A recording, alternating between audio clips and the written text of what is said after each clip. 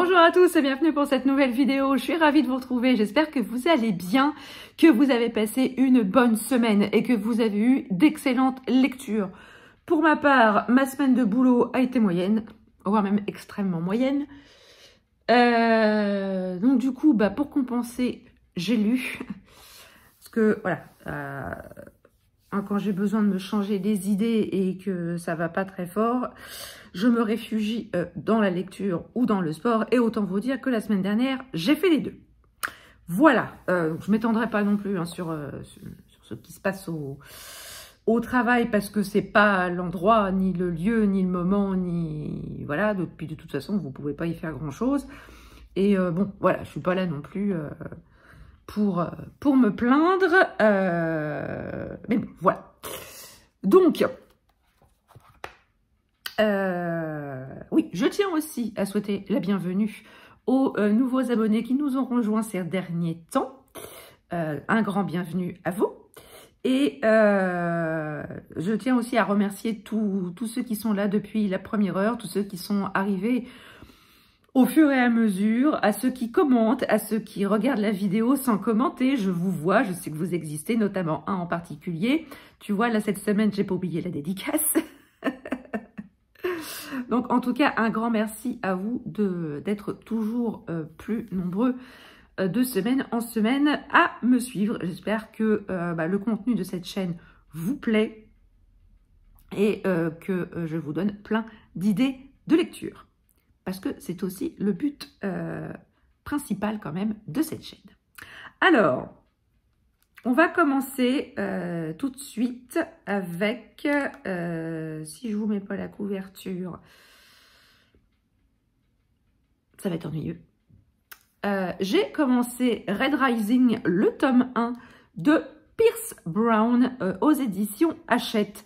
Ça faisait très longtemps que j'entendais parler de cette saga de fantasy.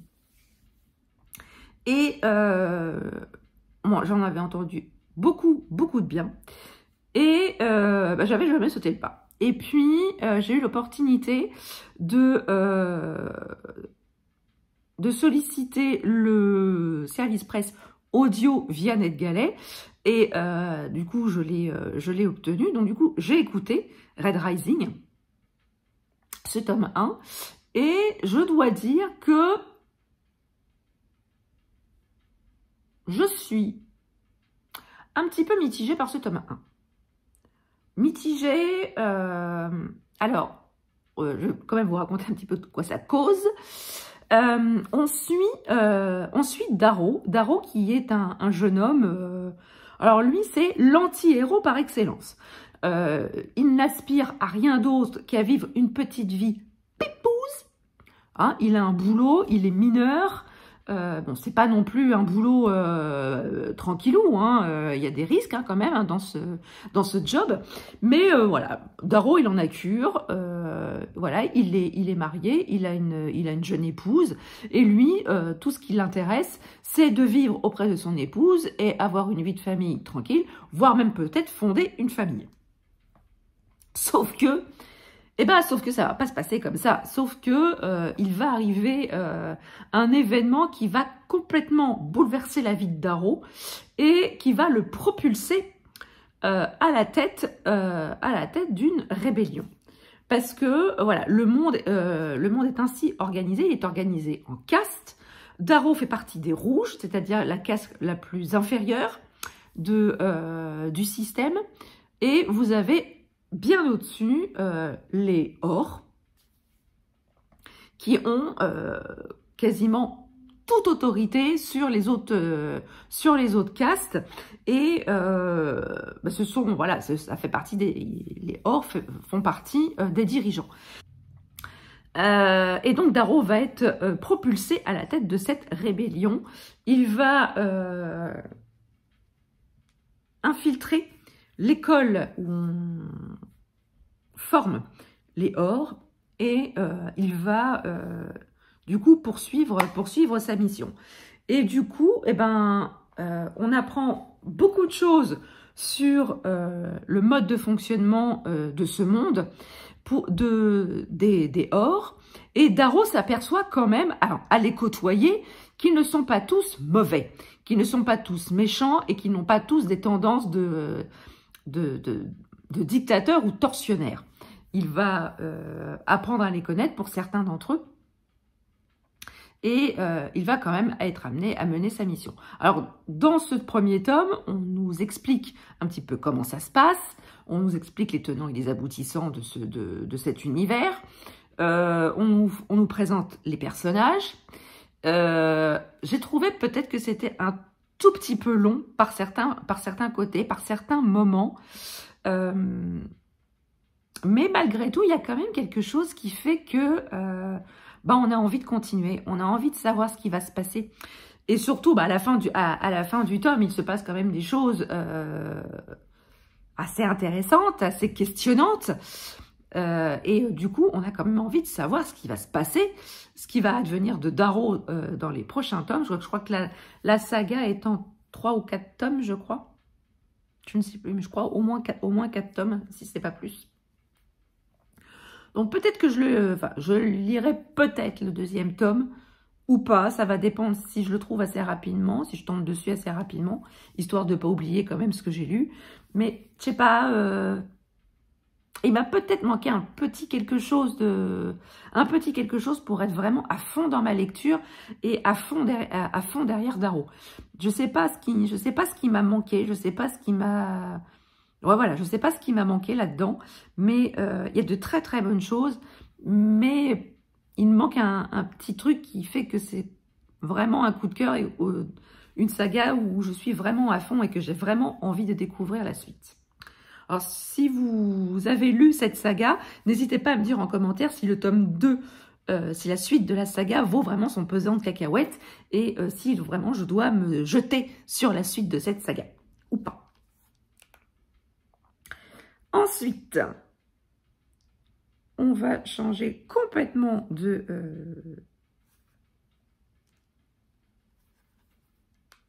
décidément.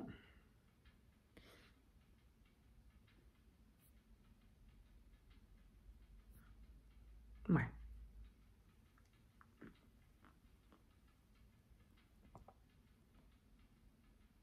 Là, aujourd'hui, on n'est pas avec un thé glacé, mais on est avec un latte matcha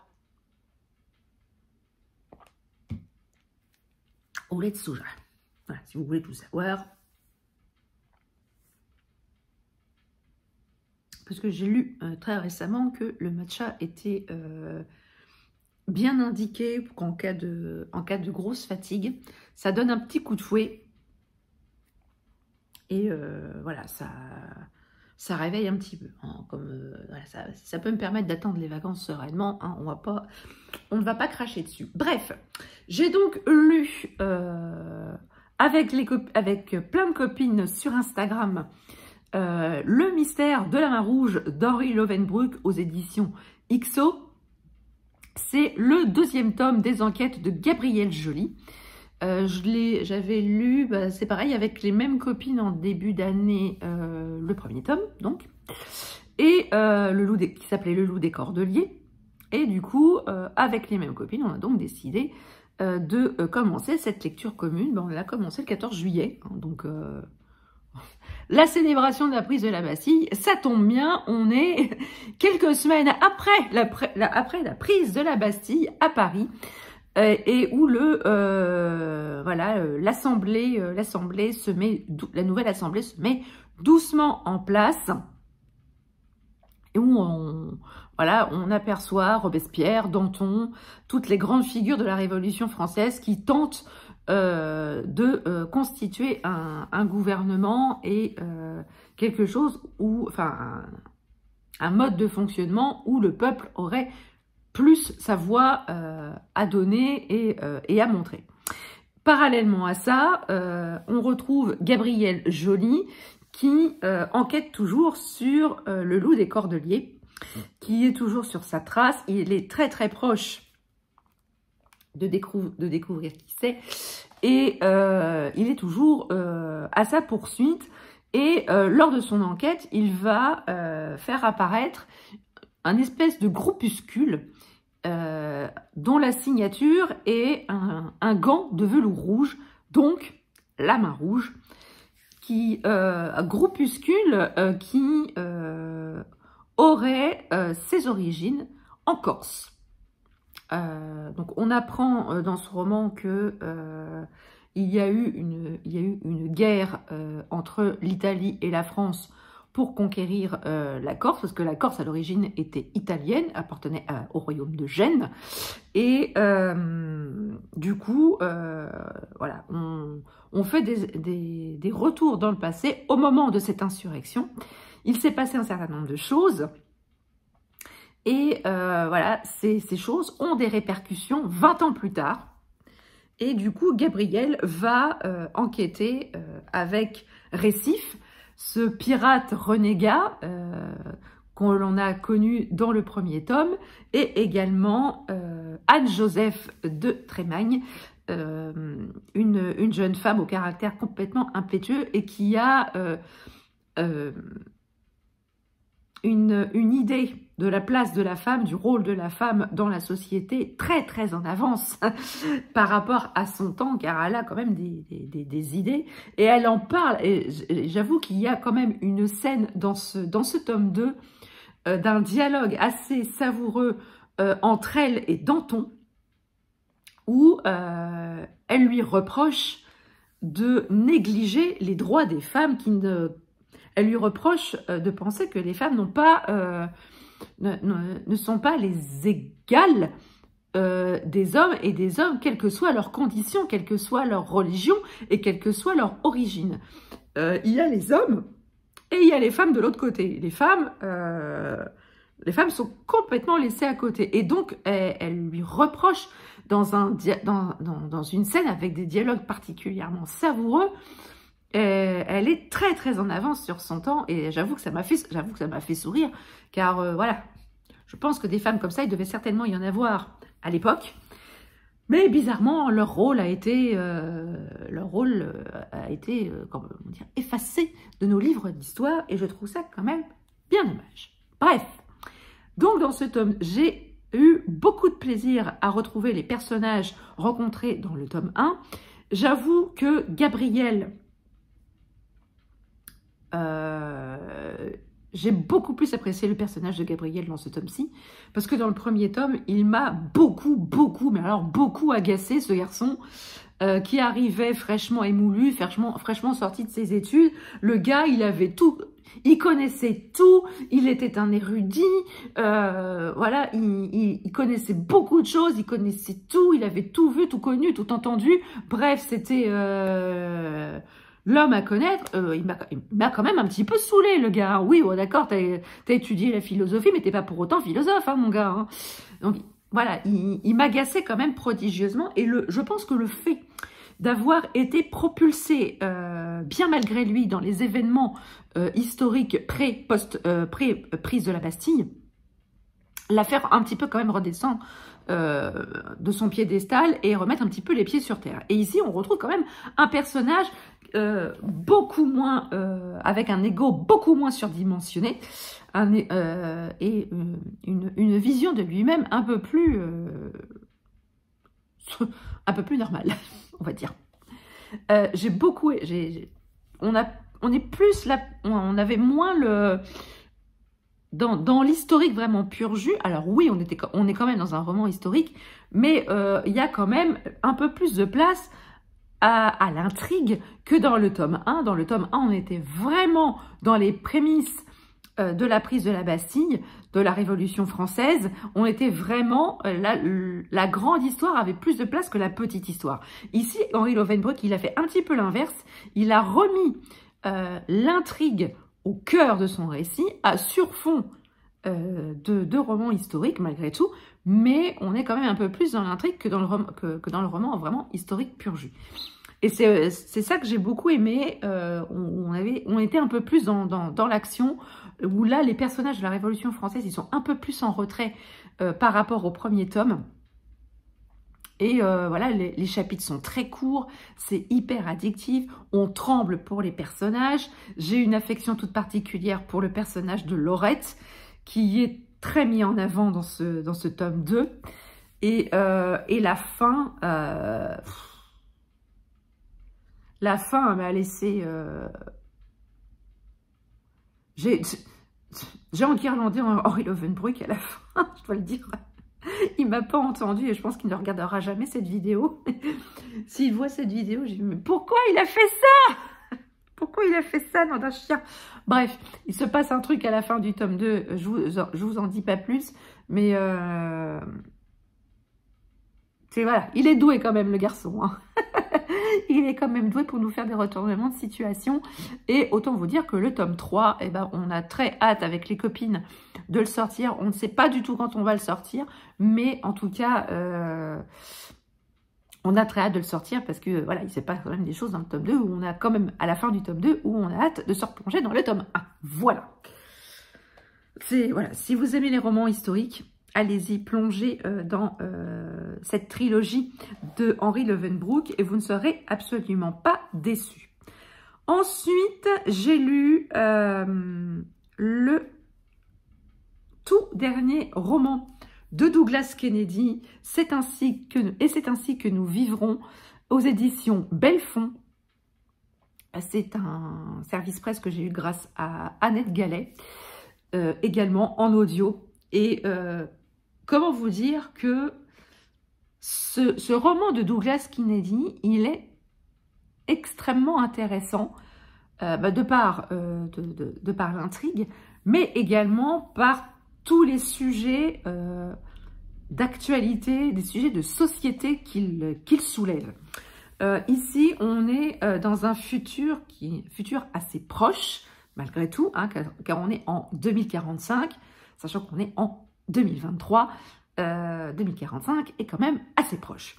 Et en 2045, les États-Unis ne le sont plus. Ce sont voilà, les États-Unis se sont séparés en deux blocs très différents l'un de l'autre. Un bloc où vous êtes absolument libre de faire tout ce que vous voulez, mais à condition, voilà, vous avez quand même une puce je crois qu'elle est à la base du crâne, qui analyse absolument tout, qui a toutes vos données. Vous êtes libre de faire tout ce que vous voulez, mais vous avez une puce dans la tête et vous êtes surveillé par des caméras de surveillance placées un peu partout autour de vous. Mais c'est la liberté qui est quand même le maître mot. De l'autre côté, vous avez un autre bloc où toutes les libertés individuelles sont extrêmement réglementées. Vous n'avez pas le droit de divorcer, vous n'avez pas le droit d'avorter. Voilà, si vous êtes homosexuel, attention. Enfin bref, c'est, voilà, j'ai envie de dire l'Amérique puritaine poussée à son paroxysme. Voilà. Et on suit dans ce roman le personnage de Samantha Stegel, qui est agent des renseignements de l'un des deux blocs, qui va se voir donner une mission d'infiltration pour infiltrer l'autre bloc. Et elle a pour mission d'assassiner un autre agent, un agent qui fait partie du camp adverse. Et quand elle va découvrir l'identité de cet agent, toutes ses croyances vont être remises en cause. Alors dans ce roman, ce qui fait peur, entre guillemets, c'est que ce que décrit Douglas Kennedy dans ce roman, eh ben, malheureusement ou heureusement, je ne sais pas, je ne sais pas de quel côté me mettre, mais il y a quand même des choses qui sont à notre portée. Il y a des choses qui sont décrites dans ce roman qui pourraient très bien, dès demain, arriver et se produire. Et c'est en cela que ça fait un petit peu froid dans le dos. Et c'est ce que dénonce aussi Douglas Kennedy là-dedans, car il a quand même balancé quelques pics sur la politique qui a été menée par le gouvernement américain, sur la gestion catastrophique de l'épidémie du Covid. Gestion catastrophique, ce ne sont pas mes mots, ce sont les mots employés dans le roman. La gestion catastrophique du Covid, la politique dévastatrice de Donald Trump, qui a donné lieu à une montée de l'autoritarisme, à une montée du conservationnisme dans le gouvernement, la nomination de juges ultra-conservateurs au sein de la Cour suprême, le rétropédalage drastique concernant le droit à l'avortement aux États-Unis. Enfin, bref, on sent quand même que Douglas Kennedy a peur que l'Amérique... Enfin, il a l'air de dire quand même que l'Amérique est sur une pente extrêmement dangereuse, une pente descendante, et si on continue à avoir ce genre de politique, à élire les personnes dans le même genre que Donald Trump,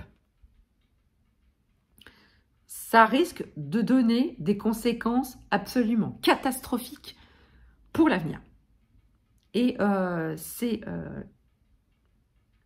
Moi, quand j'ai lu ce roman, je me suis dit, nom d'une pipe, c'est à nos portes, quoi, ce que Douglas Kennedy... Bon, alors évidemment, il y a quand même des notions de fiction, hein, quand même, mais quand on y réfléchit 2 secondes, ben... Alors, je vais boire un petit coup.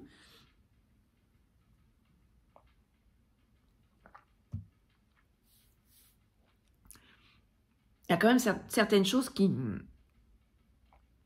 peuvent arriver et qui vont sans doute arriver si rien n'est fait pour enrayer cette pente descendante. Là, Douglas Kennedy, il poursuit un petit peu sa critique de la société américaine, à l'instar de son précédent roman « Les hommes ont peur de la lumière », où on était plus sur le droit de l'avortement, et ce roman est quasiment sorti très peu de temps après le rétropédalage dont je vous parlais sur le droit à l'avortement, sur l'annulation du jugement qui, par une des cours du jugement qui prônait, qui donnait une valeur constitutionnelle au droit à l'avortement. Je crois que c'est une cour fédérale, je crois, parce que ça n'a pas lieu dans tous les États, mais bref. Et voilà, il continue sa critique de la société américaine dans ce roman. Et là, je trouve qu'il a été d'un ton un peu plus virulent que précédemment, et c'est vraiment extrêmement intéressant. Je suis en train de me battre avec ma liseuse, là. Veux-tu rester tranquille? C'est vraiment extrêmement intéressant. Alors, la fin, un peu comme dans les hommes ont peur de la lumière, je m'attendais à une fin un peu plus percutante. Là, j'avais eu un petit peu l'impression, comme dans le précédent roman, que la fin, ça s'essoufflait un petit peu, le soufflet retombait un petit peu. C'est une fin, oui, classique, tout en étant banale et tout en étant convenue. Et je m'attendais un petit peu à quelque chose d'un peu plus punchy. Mais voilà, ça n'a pas gâché du tout ma lecture de ce roman. Franchement, je vous conseille vivement sa lecture parce que franchement, ça apporte une autre perspective sur l'avenir mondial, et franchement, j'aimerais pas vivre aux États-Unis dans les années à venir si rien ne change. Voilà. Alors ensuite, on va partir encore une fois dans totalement autre chose.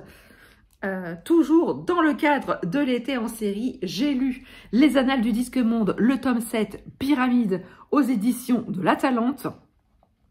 Rappelez-vous, j'avais commencé la lecture de cette saga l'année dernière, toujours dans le cadre de l'été en série.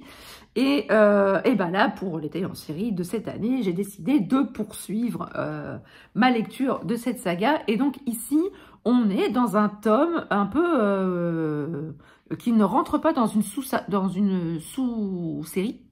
de la saga des Annales du Disque Monde, parce qu'il y a des cycles, voilà.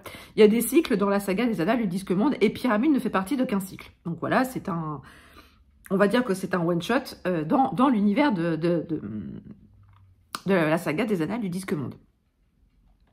Et donc ici, on va se retrouver avec Tépik, un personnage, un jeune homme qui est issu d'un royaume, le royaume de Jolimôme. J'ai beaucoup aimé.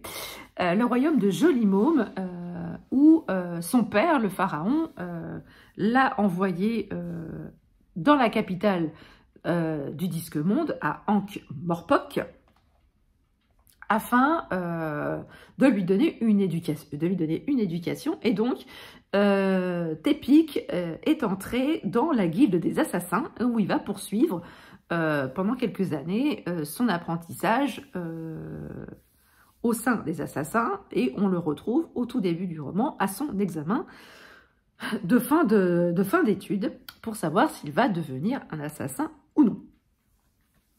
Parallèlement à ça, dans le royaume de Jolimôme, le pharaon Tépik 27, donc le père de Tépik, va malencontreusement casser sa pipe. Et on est ici dans un univers qui n'est pas sans rappeler les pharaons de l'Égypte ancienne, étant donné que voilà, une fois qu'on est mort, bah, du coup, on est momifié et on est enterré dans une pyramide. Une magnifique pyramide. Sauf que bah, le roi, il a toujours dit de son vivant qu'il ne souhaitait pas être enterré dans une pyramide, il ne souhaitait pas être enfermé dans le noir sous un immense tas de pierres. Lui, ce qu'il voulait, c'est que ses cendres soient dispersées un peu partout, bah, pour vivre sa vie, quoi. Pour vivre sa vie de mort, quoi. Si vous voyez un petit peu le style. Et donc, forcément, bah, la tradition étant que quand un pharaon meurt, eh ben, on l'enterre dans une pyramide, son conseiller Dios va prescrire la construction d'une énorme pyramide, la pyramide la plus gigantesque qui soit, et bien évidemment, c'est le début des emmerdes. C'est le début des emmerdes parce que forcément, la pyramide doit être construite dans un temps record. Franchement, j'ai beaucoup ri parce que quand j'ai lu le dialogue, j'ai revu les dialogues du film Astérix et Cléopâtre, où la reine Cléopâtre enjoint à le personnage joué par Jamel Debbouze, dont je ne me rappelle plus le nom, dans le film, lui enjoint de construire le plus magnifique des palais en 3 mois. Et bah, grosso modo, c'est un peu le timing à peu de choses près, que l'on donne au bâtisseur de la future pyramide du roi défunt. Et là, bah, évidemment, tout va partir en quenouille, tout va partir en sucette. On va rencontrer un mathématicien de génie, mais sous une forme un peu qu'on ne s'attendrait pas à voir, sauf dans les annales du Disque Monde. J'ai eu un fou rire incontrôlable dans une scène où l'auteur, Terry Pratchett, décrivait la course folle d'un chameau. Je ne sais pas si vous avez déjà vu courir un chameau, mais là, de la façon que c'est décrit, c'est irrésistible et c'est drôlissime à souhait. Franchement, j'ai passé un excellent moment avec Pyramide, j'ai retrouvé voilà l'ambiance du Disque Monde, l'humour au très second degré que j'apprécie énormément dans cette saga. Et voilà, ça m'a redonné envie de me replonger dans cette saga. Malheureusement, j'ai tellement de sagas en cours et malheureusement, je ne peux pas lire H24, je ne peux pas passer mes journées à lire, malheureusement, parce que c'est pas ça qui va payer les factures, hein, étant donné que parler de livres sur YouTube ou sur Instagram, ça paye pas des masses. Voilà, donc malheureusement, je n'ai pas l'opportunité de poursuivre tout de suite. Mais en tout cas, je pense que je vais me programmer le tome 8 assez simplement sous peu. Je pense peut-être la semaine prochaine ou dans 15 jours, histoire de ne pas trop perdre le fil. Parce que franchement, c'est une saga de fantasy classique, iconique. Et qui a ses adeptes. Franchement, bon, voilà, si vous n'adhérez pas à l'humour, alors c'est pas un humour salace, c'est pas un humour vulgaire, c'est voilà des jeux de mots, des références, voilà, c'est... Et voilà, et Terry Pratchett, il a quand même un talent de d'écrire des scènes totalement invraisemblable et qui les rend réellement réels, si j'ose dire, et extrêmement drôle parce que c'est complètement improbable ce qu'il décrit là-dedans. Donc voilà, je vous conseille vraiment de découvrir Les Annales du Disque Monde si vous aimez la fantaisie et si vous aimez l'humour second degré. Franchement, cette saga est faite pour vous. Voilà, cette vidéo est à présent terminée. J'espère qu'elle vous aura plu. N'hésitez pas à me dire en commentaire si je vous ai donné envie de lire les romans que je vous ai présentés. N'hésitez pas aussi à me dire ce que vous avez lu la semaine précédente.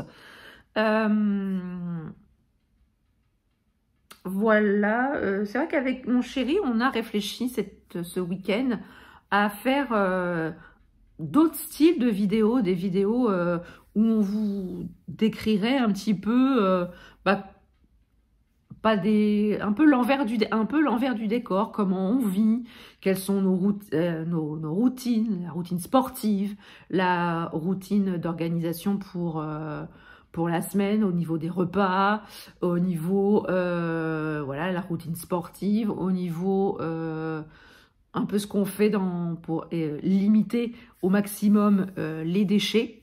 Parce que ça devient quand même une problématique assez prégnante à l'heure actuelle.